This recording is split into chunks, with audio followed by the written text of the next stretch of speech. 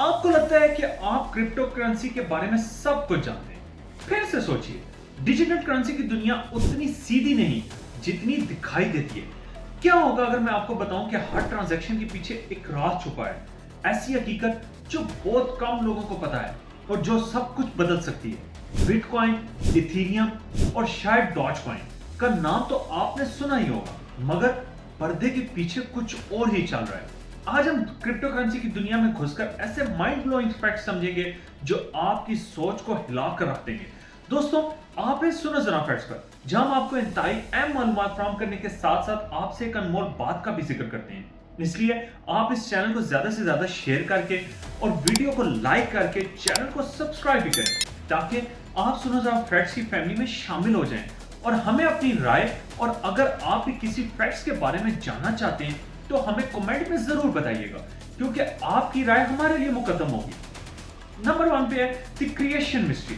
ये सब कुछ शुरू हुआ 2008 में, जब एक पुरअसरार शख्स सतोशी नाकामोटो ने बिटकॉइन का व्हाइट पेपर पब्लिश किया। लेकिन यहाँ एक ट्विस्ट है, आज तक किसी को नहीं पता कि सतोशी नाकामोटो असल में कौन था। क्या ये एक शख्स था या हैकर्स का ग्रुप?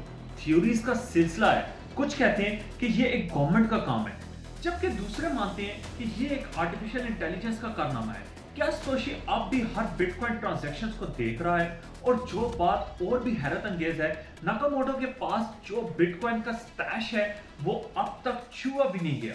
तकरीबन $50 बिलियन का बिटकॉइन एक डिजिटल वॉलेट में पड़ा हुआ है। क्यों? क्या नाकामोटो उस वक्त का इंतजार कर रहा है जब वो ग्लोबल इकोनॉमी को हिला सके? नंबर 2 पे बात करते हैं द डार्क वेब कनेक्शन। आपको यह सुनकर हैरत होगी कि क्रिप्टो करेंसी का असर ना टेक जायंट्स ने बढ़ाया, ना सिलिकॉन वैली ने, बल्कि क्रिमिनल्स ने। जी हाँ, वो इनफेमस सिल्क रोड जो इलीगल चीजों की मार्केट प्लेस थी, वहां बिटकॉइन सबसे ज्यादा पॉपुलर हुआ। और अंदाजा लगाइए, आज भी डार्क वेब पर इसका इस्तेमाल हो रहा है। और एफबीआई ने जब सिल्क रोड के एसेट्स को कब्जे में लिया तो वो दुनिया के सबसे बड़े बिटकॉइन होल्डर्स बन गए। ये सोचिए, ये सब कितनी गहराई तक जाता है। क्या क्रिप्टो की फाइनेंशियल फ्रीडम के पीछे एक पूरा अंडरवर्ल्ड छुपा है? नंबर 3 पे बात करते हैं द पावर ऑफ वेल्स।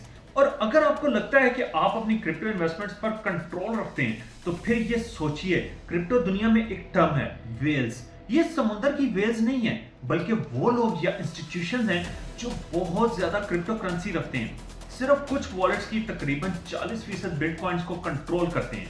ये वेल्स एक मूव से मार्केट को क्रैश या रैली कर सकते हैं। ये बिल्कुल पपेट्स मास्टर की तरह हैं, जो पर्दे के पीछे से प्राइसेस को मैनिपुलेट करते हैं। और सबसे शॉकिंग बात, कुछ लोग कहते हैं कि ये वेल्स शायद गवर्नमेंट्स, हेज फंड्स या शायद एआईज हैं। नंबर 4 पे है दी एनर्जी कॉन्स्पिरेसी। लेकिन एक ऐसी बात जो आपको हिला कर रख देगी, बिटकॉइन माइनिंग इतनी इलेक्ट्रिसिटी कंज्यूम करता है जितनी पूरी कंट्रीज। जी हाँ, बिटकॉइंस का एनर्जी कंजप्शन अर्जेंटीना, नीदरलैंड्स और यूएई से सबसे ज्यादा है। लेकिन आखिर क्यों दुनिया की सुपर पावर्स इस एनवायरमेंटल डिजास्टर्स को रोक नहीं रही? कुछ लोगों का मानना है कि जो इंस्टीट्यूशंस बिटकॉइन को क्रिटिसाइज करते हैं वो सीक्रेटली उसमें इन्वेस्ट भी कर रहे हैं। क्या गवर्नमेंट्स और कॉर्पोरेशंस जो हमें क्लाइमेट चेंज के डेंजर बताते हैं, उनका अपना कुछ तो क्रिप्टो एजेंडा छुपा हुआ है? नंबर 5 पे, क्या आपकी क्रिप्टो सेफ है? आपको लगता है कि आपकी क्रिप्टो वॉलेट सिक्योर है? फिर से सोचिए, सिर्फ 2021 में हैकर्स ने $14 बिलियन की क्रिप्टो करेंसी चुरा ली। ये आम साइबर थीव्स नहीं है, ये दुनिया के सोफिस्टिकेटेड हैकिंग ऑपरेशंस हैं। शायद कुछ रॉन्ग नेशंस का पैकेट हैकर्स। और जो चीज और भी ड्रॉनी है, क्रिप्टो करेंसी के डिसेंट्रलाइज्ड नेचर का मतलब है कि आपके पास कोई लीगल रिसोर्सेज नहीं होते।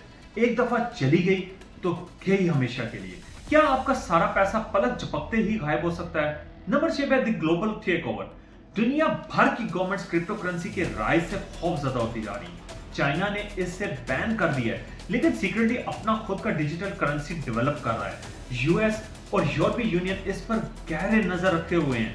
लेकिन क्या होगा अगर ये अचानक क्रिप्टो को पूरी तरह से बैन करने का फैसला कर लें? कुछ लोग कहते हैं कि क्रिप्टो दुनिया की गवर्नमेंट्स के साथ एक डेंजरस गेम खेल रही है। क्या इससे एक डिजिटल वॉर का आगाज होगा? एक ऐसी दुनिया जहां आपका पुराना करेंसी सिस्टम्स खत्म हो जाए और क्रिप्टो एलीट सब कुछ कंट्रोल कर ले।